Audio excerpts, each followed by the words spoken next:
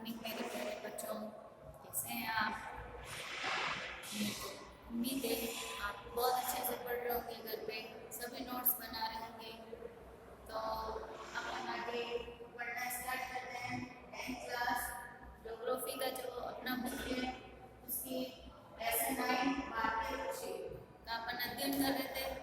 और कल अपन ने देखा कि कृषि जो है किस तरीके से अपने जीवन में महत्वपूर्ण है और अपने भारत के जो सबसे अधिक लोग जो है कृषि कार्य से जुड़े हुए हैं, ये अपन ने देखा। और भारत की प्रमुख खाद्यान्न फसलें पड़ी थी, जिसमें अपन ने गेहूं की फसल का अध्ययन किया। आज अपन उसके आगे और दूसरी जो प्रमुख खाद्यान्न फसलें हैं उनका अध्ययन करेंगे। तो सबसे पहले गेहूं अपन ने देख लिया। अब अपन देखते हैं चावल। चावल को बच्चों अपन धान भी कहते हैं, यानी धान के दो चावल के दो एक ही बात है। और उत्तर भारत में जैसे गेहूं अधिक खाते हैं, उसी तरीके से पूर्व की तरफ और दक्षिण की तरफ चावल अधिक खाते हैं, यानी धान अधिक खाते हैं। तो बात करते हैं चावल की कृषि के बारे में कि किस तरीके से होता है। बच्चों, चावल जो है एक अलग तरह की कृषि, जिस तरीके से गेहूं उगाते हैं, एक बार जो है बीज बिखेर दिए और वो उत्पन्न हो जाएंगे, काट देंगे, फसल तैयार, ऐसे नहीं होता है। चावल जो है रोपड़ कृषि का उदाहरण है। रोपड़ कृषि का मतलब होता है एक बार जो है बीज बोने के बाद में पौधा जब तैयार होता है तो उस पौधे को निकाल कर वापस दूर दूर वापस उगाया जाता है, ठीक है। और चावल उगाने के लिए और एक खास बात है कि चावल उगाते हुए जमीन में मतलब एक ब्लाक तक पानी भरा हुआ रहना चाहिए जमीन के अंदर। उन जगहों पर चावल की खेती की जाती है, क्योंकि उगाते वक्त इसको पानी अधिक, उसके बाद में पानी बह जाना चाहिए और पकने के लिए वापस धूप, ऐसा वातावरण जहाँ होगा वहीं पर चावल हो पाएंगे, यानी अधिक वर्षा वाले स्थान पर ही चावल का उत्पादन हो सकता है। तो बात करेंगे चावल, तो चावल जो है मुख्य फसलों में से एक है जो खाद्यान्न फसल, और ये वर्षा ऋतु में अधिकांश होने के कारण इसको खरीफ की फसल में शामिल किया गया। यानी खरीफ की फसल में शामिल किया गया से क्या मतलब हुआ? इसका मतलब ये है कि चावल वर्ष भर उगाया जाता है, पर अधिक मात्रा में बारिश के मौसम में उगाया जाता है। कारण मैंने ये भी बताया कि पानी की मात्रा सर्वाधिक चाहिए, पौधा इतना पानी में डूबा हुआ होना चाहिए, तब कहीं जाके वहाँ फसल होती है। और बारिश के मौसम में जब ज्यादा वर्षा होती है वहीं पर इसका उत्पादन होता है। इसलिए और बारिश के मौसम में कल मैंने आपको ऋतुओं के आधार पर फसलों का वर्गीकरण बताया था। मैंने उसमें आपको खरीफ बताई, रबी बताई और जायद बताई, 3 तरह की फसलें बताई थी। और खरीफ की फसल मैंने आपको बताया था गर्मियों में वर्षा के मौसम में होता है, इसलिए जो है इसको खरीफ में शामिल किया गया है, क्योंकि बारिश के मौसम में ये अधिक दिखती है। और उष्णकटिबंधीय जो क्षेत्र होता है, उस भारत के उष्णकटिबंधीय क्षेत्र के अंदर ये अधिक होता है। उष्णकटिबंधीय का मतलब होता है उष्ण, यानी जहाँ उमस ज्यादा होगी, गर्मी भी ज्यादा होगी और वर्षा भी अच्छी होगी, ऐसे क्षेत्रों के अंदर ये अधिक होता है, ठीक है। अब बात करेंगे इसको उगाते वक्त कितना तापमान की आवश्यकता होती है। तो बच्चों, इसको उगाते वक्त 19 डिग्री से लेकर 27 डिग्री के मध्य तापमान चाहिए होता है। मतलब जब बोएंगे उस वक्त तो 19 डिग्री के आसपास तापमान चाहिए, और जब पकाने के लिए फसल पकेगी कब? जब 27 डिग्री के आसपास तापमान होगा। तो इस तरीके से ऐसे तापमान जहाँ पर होते हैं वहीं पर ये वर्षा होती है, उत्पादन हो पाता है। अब मैं इसकी वर्षा की बात करूँ तो 75 से 200 सेंटीमीटर वर्षा की आवश्यकता होती है, यानी कम से कम 75 सेंटीमीटर से लेकर 200 सेंटीमीटर जहाँ वर्षा होगी वहीं पर इसका उत्पादन हो पाएगा। यानी जहाँ सर्वाधिक वर्षा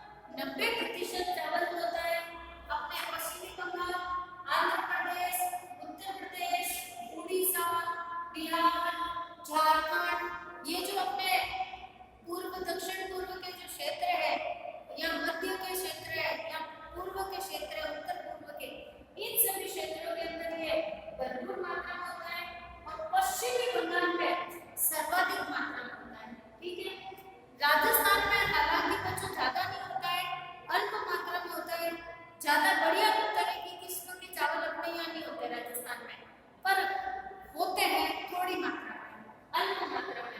तो राजस्थान के अंदर गंगानगर, हनुमानगढ़, कोटा, बूंदी, बाड़ा, झालावाड़, ये जो क्षेत्र है अपन के, जो पूर्व के दक्षिणी भाग है राजस्थान के, वहां पर ये उत्पादित होता है। और अगर मैं पूरे विश्व में इसकी बात करूं स्थान की, तो उत्पादन में विश्व में चीन के बाद इसका दूसरा स्थान है। तो बच्चों देखो, एक आपको मैं बात बताती हूँ, अभी आपने गेहूं की फसल पढ़ी, अभी और भी फसलें पढ़ने वाले, अभी अपन ने चावल पढ़ी। अधिकांश के अंदर प्रथम स्थान पे चीन ही है उत्पादन में। तो परीक्षा में अगर किसी फसल के बारे में आ जाए कि उत्पादन की दृष्टि से कौन सा स्थान है, तो अगर आपको तुक्का भी मारना है तो चीन करना, क्योंकि चीन ही ऐसा देश है जो हर क्षेत्र में उत्पादन में नंबर 1 है और है भी।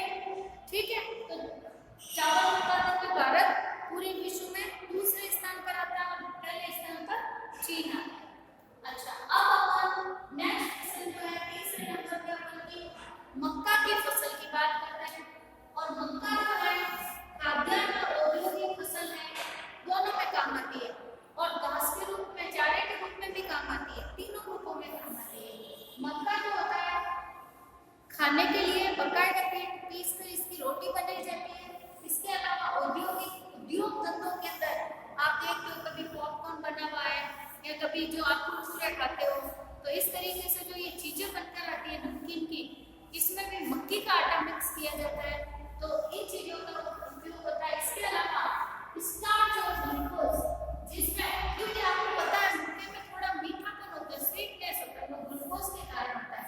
और स्टार्च यानी जो चिपचिपापन होता है, जैसे कपड़े पे अपन कलफ लगाते हैं कड़क हो जाता है वो, तो इस तरीके के स्टार्च की मात्रा भी इसमें भरपूर मात्रा में होती है। तो ऐसी चीजों के अंदर जो नमकीन स्नैक्स वगैरह होते हैं या कुछ मीठा बिस्किट वगैरह भी है, उनमें भी इनको मिक्स कर लिया जाता है, स्टार्च को काम में लिया जाता है, ग्लूकोज को काम में लिया जाता है। और निर्माण उद्योग में ये कच्चे माल के रूप में काम आता है, तो ग्लूकोज का ये निकालकर इसमें काम में लेते हैं, बाकी इसका पाउडर बना देते हैं और विभिन्न प्रोडक्ट बिस्किट वगैरह में, नमकीन वगैरह में मिक्स कर देते हैं और इसको चारे के रूप में भी काम में लिया जाता है। ठीक है, यानी उद्योग में, खाद्यान्न में और चारे के रूप में, यानी पशुओं को खिलाने में भी काम आता है। चावल के बाद में ये दूसरी सबसे बड़ी खरीफ की फसल कहलाती है। बच्चों मैं आपको बताऊं, ये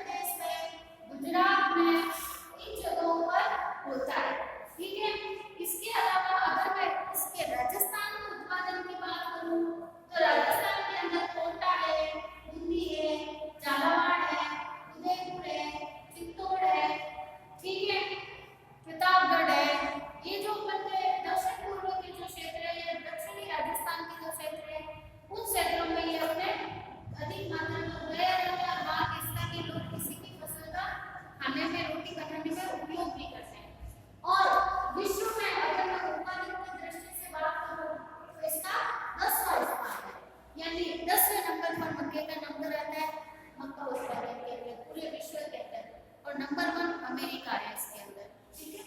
अच्छा, अब मैं बाजरे की बात करूँ, बच्चों बाजरा आपको पता है सर्दियों के अंदर अपन जो बाजरे की रोटी सोगरा जिसको अपन कहते हैं वो बना के अपन खाते हैं, और ये अपने शरीर के अंदर बहुत ज्यादा गर्मी पैदा करने वाला होता है, इसमें गर्मी ज्यादा होती है, इसलिए अपन इसका सेवन सर्दियों के अंदर करते हैं ताकि आसानी से पच भी जाए और अपने शरीर के अंदर ऊर्जा का संचरण ज्यादा हो, अपन को ज्यादा कैलोरी मिले और अपन को ठंड भी कम लगे और एनर्जी भी ज्यादा मिले, इसलिए बाजरा का सेवन करते हैं अपन लोग। और दूसरी बात, जिस क्षेत्र में जिस फसल का उत्पादन ज्यादा होगा वही फसल उस क्षेत्र के अंदर अधिक खाई जाएगी।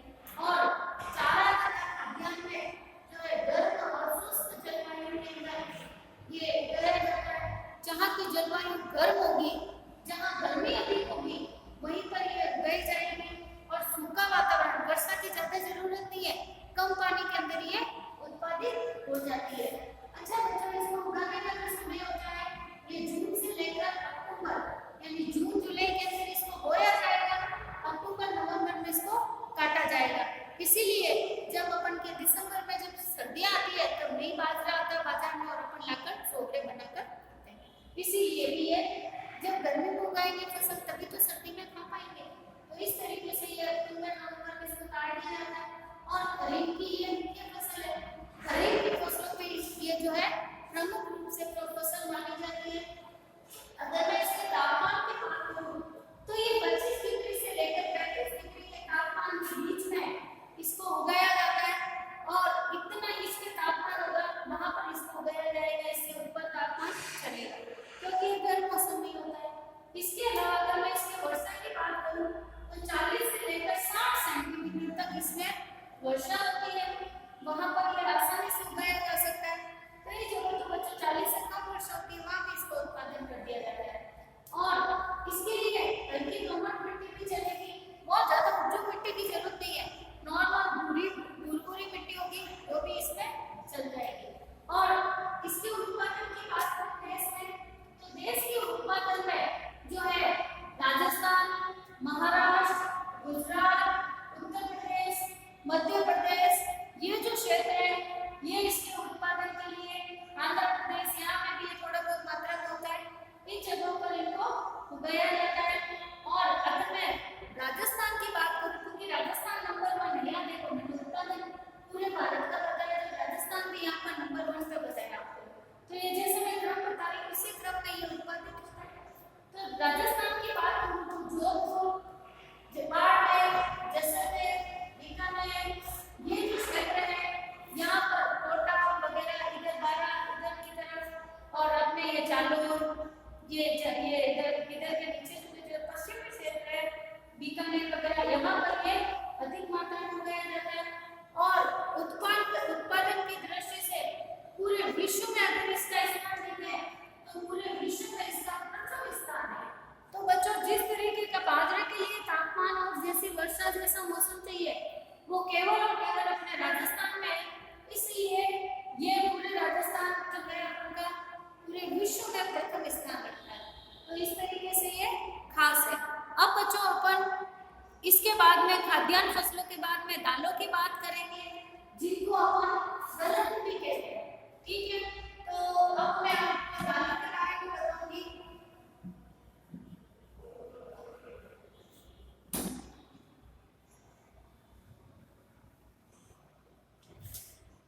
तो भारत की प्रमुख दलहन या दालें,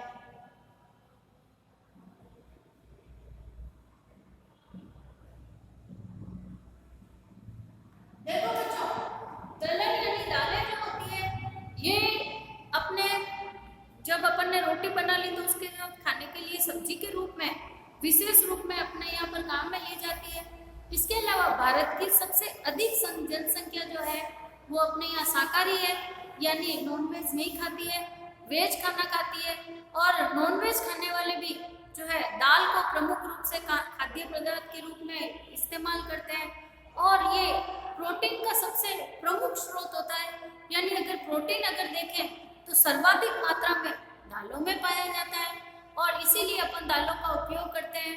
और साथ में ही दलहन की जो फसलें होती है, जो किसानों को जो खेतों में अगर उगाते हैं तो इससे जमीन की उर्वरा शक्ति बढ़ती है, क्योंकि जो है दूसरे अनाजों के अंदर जो पोषक तत्व चाहिए होते हैं वो दालों के उगाने पर उनकी जड़ों के द्वारा भूमि में जाती है और इस तरीके से वो उपजाऊ हो जाती है, उर्वरा शक्ति बढ़ जाती है, इसलिए भी इसको बोया जाता है।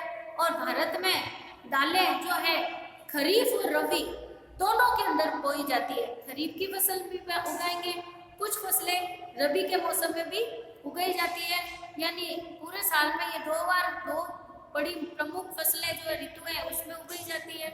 और मूंग, मोठ, उड़द, अरहर ये सभी जो है खरीफ के मौसम में, यानी मानसून जब आता है वर्षा के मौसम में, गर्मियों के मौसम में उगाया जाता है। और मटर, चना और ये मसूर की दाल जो है ये अपने सर्दियों के मौसम में, रबी के मौसम में इसको उगाया जाता है। तो रबी की फसल भी है ये और खरीफ की फसल है, दोनों के अंदर इसको उगाया जाता है। और भारत में दालों के उत्पादन में जो है 1/3 भाग केवल और केवल चना, आपने देखा होगा चना दाल हर चीज में मिलाई जाती है। इसके अलावा चने का भी अपन डायरेक्ट यूज करते हैं कई सारी मिठाइयों के अंदर, कई सारी चीजें बनाने के लिए। इसके अलावा सर्दियों में तो भून के केवल सिके हुए चने भी अपन खाते हैं नमकीन बनाकर। तो इस तरीके से चने का उत्पाद जो है अपने यहाँ पर खपत बहुत ज़्यादा है और उत्पादन भी भरपूर मात्रा में होता है। और ये प्रमुख रूप से अपने भारत के उत्तरी भाग के अंदर जो अपना क्षेत्र है, पंजाब है, हरियाणा है, जो राजस्थान है, उत्तर प्रदेश है, पश्चिमी बंगाल है, जहाँ पर मैदानी और उच्चू भाग है वहाँ पर ये ज़्यादा उगाया जाता है। और इसके अलावा राजस्थान के अंदर चने के उत्पादन की अगर मैं बात करूं तो अपने गंगानगर, हनुमानगढ़, बीकानेर इन क्षेत्रों में हालांकि वर्षा तो कम होती है बच्चों, पर नहरों के द्वारा यहाँ पर पानी आ जाता है। इंदिरा गांधी नहर परियोजना आई हुई है, इसलिए यहाँ पर जो है सिंचाई कर इनका उत्पादन करते हैं। और चने के बाद दूसरी अगर दलहन फसल की बात करें तो अरहर यानी जिसको अपन तुअर की दाल कहते हैं, दिखती चने दाल जैसी पीली पीली है पर वो अरहर होती है, जैसे सांभर बनाते हैं जिसमें अपन इडली डोसे के साथ में अपन खाते हैं, तो अरहर की दाल का उत्पादन अपने यहाँ पर भरपूर मात्रा में होता है। और उसके बाद में अगर मैं बात करूँ तो अपने यहाँ पर ज्वार, बाजरा, राई के साथ में इसको बोया जाता है, यानी जब अपन ज्वार बाजरा बोएंगे उस समय अरहर की खेती भी, चने की खेती भी, अरहर की दाल की खेती भी अपन कर देते हैं। और अगर मैं दालों के उत्पादन में भारत में बात करूं तो सबसे ज्यादा दालें अपने महाराष्ट्र में, भारत में प्रथम स्थान यानी नंबर 1 स्थान पर यह है। इसके बाद में अपने दूसरे स्थान पर उत्तर प्रदेश का आता है, तीसरे स्थान पर अपने कर्नाटक आता है, चौथे स्थान पर अपने बिहार आता है। तो इस तरीके से इसके अलावा अपने ये मध्य प्रदेश और उत्तर प्रदेश के अंदर, आंध्र प्रदेश के अंदर भी ये दालें उगाई जाती है।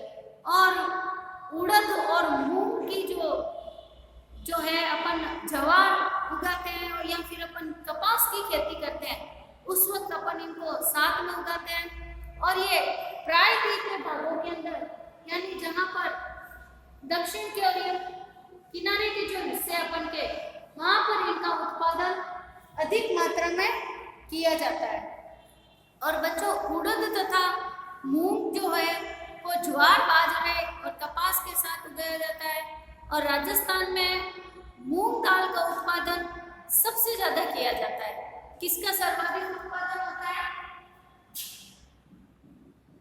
सर्वाधिक उत्पादन जो होता है आपके मूंग दाल का होता है, या मूंग का होता है, मूंग से मूंग दाल बनाते हैं। इसलिए अपने यहाँ पर चना और मूंग मिक्स दाल बनाने का ज्यादा है, क्योंकि अपने यहाँ पर मूंग का उत्पादन अधिक मात्रा में होता है। तो इस तरीके से अपन ने ये दालों की फसलें देखी। इसके बाद में अपन इसके बारे में कुछ खास बातें भी अध्ययन करेंगे। तो नेक्स्ट वीडियो में मिलते हैं अपन और इसके आगे अपन अध्ययन करेंगे। आप बच्चों वीडियो अच्छी तरीके से देख के ये फसलें उतार लेना, क्योंकि परीक्षा के अंदर एक तो आपको क्षेत्र पूछेंगे कि किस क्षेत्र के अंदर इसका सर्वाधिक उत्पादन होता है, तो मानचित्र में ये चीज पूछ सकते हैं, जैसे बाजरे का सर्वाधिक उत्पादन क्या होता है तो आपको राजस्थान पढ़ना होगा। दालों का सर्वाधिक उत्पादन पूछ ले तो आपको महाराष्ट्र पढ़ना होगा। तो इस तरीके से गेहूं का सर्वाधिक उत्पादन पूछ ले तो आपको पंजाब हरियाणा के इधर लिखना पड़ेगा। इसके अलावा डायरेक्ट आपको इन फसलों के बारे में भी पूछ लेंगे कि कौन सी फसल कहाँ होती है। इसके अलावा मैं आपको कुछ खास फसलें जैसे चाय है, कहवा है, इनके बारे में भी अच्छे से बताऊंगी, कपास है, क्योंकि इनके बारे में भी आपको परीक्षा के अंदर पूछा जाता है। तो नेक्स्ट फसलें जो है इनका अध्ययन अपन नेक्स्ट क्लास में करेंगे। तो बहुत अच्छे से वीडियो को देख के लिख लेना और एक टेबल बना लेना अभी से। जैसे जैसे मैं आपको फसलें बनूं उसमें आप अलग अलग कॉलम बना लो, एक में क्रमांक डाल दो, इस तरीके से टेबल तैयार करना। यहाँ पर जैसे है यहाँ पे क्रम संख्या लिख दी 1 2 3 4, यहाँ पर फसल का नाम लिख दिया, फसल का नाम, उसके बाद में ये तापमान कितना चाहिए, वर्षा कितनी चाहिए, किन स्थानों पर होती है, राजस्थान में किन स्थानों पर होती है, और उसके बाद में ये विश्व में इसका कौन सा स्थान है। तो इस तरीके से आप एक टेबल तैयार करना। इससे क्या होगा, ये फसलें एक साथ आपको याद हो जाएगी। एक अच्छी सी सुंदर सी टेबल बना के तैयार करो और परीक्षा के अंदर इसमें से भी प्रश्न आता है। तो नेक्स्ट वीडियो में मिलते हैं। Thank you.